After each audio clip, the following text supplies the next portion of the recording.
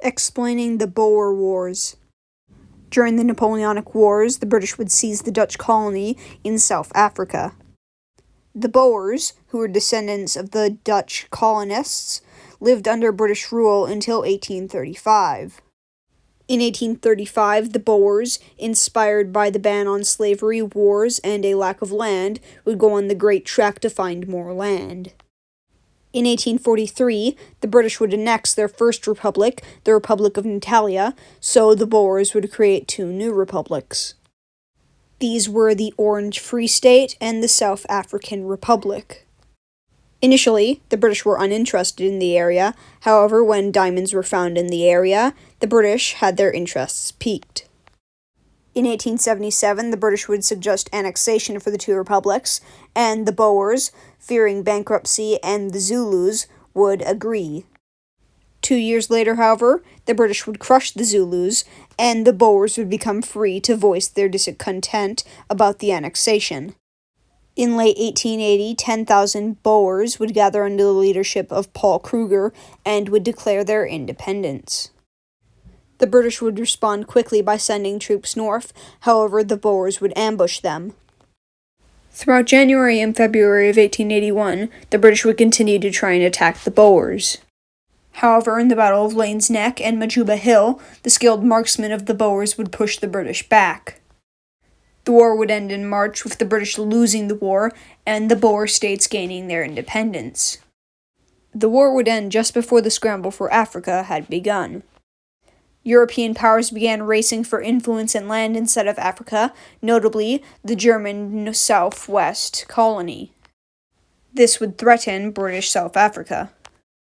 Then, gold would be discovered near modern-day Johannesburg, which would boost the economy of the South African Republic so much that it would threaten the dominance of the British South African colony.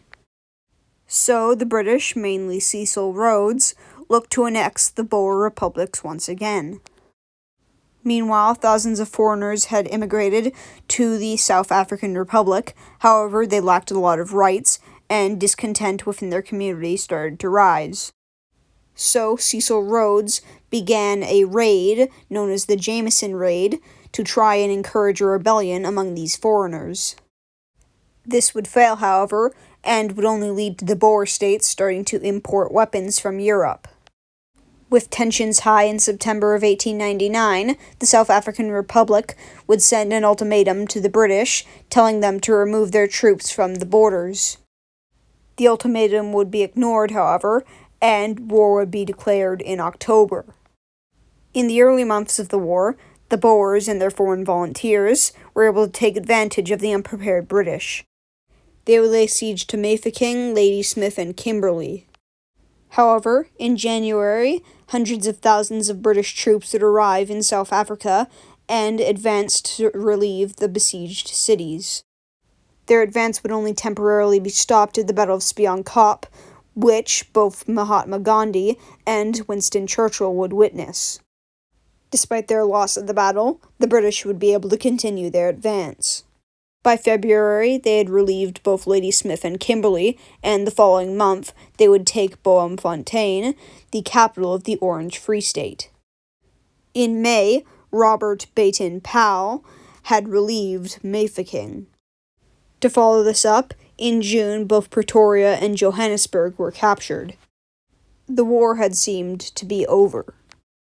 In Britain, the victorious Prime Minister Salisbury would be re-elected.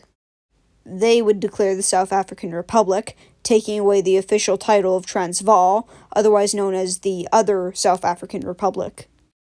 However, many Boers began to lead a guerrilla warfare campaign. The Boers had some initial success, however the British, under Herbert Kitchener, would respond brutally. The British would introduce a scorched earth policy, which included burning down houses and burning crops. They would also put Boer civilians within concentration camps. The guerrilla war would continue until 1902, however, eventually the Boers would surrender, and the annexation of the two states would be made final. In conclusion, the Boer Wars were fought between 1880 and 1902, and were fought between the extremely skilled Boers and the British Army. Thank you for watching this video on the Boer Wars.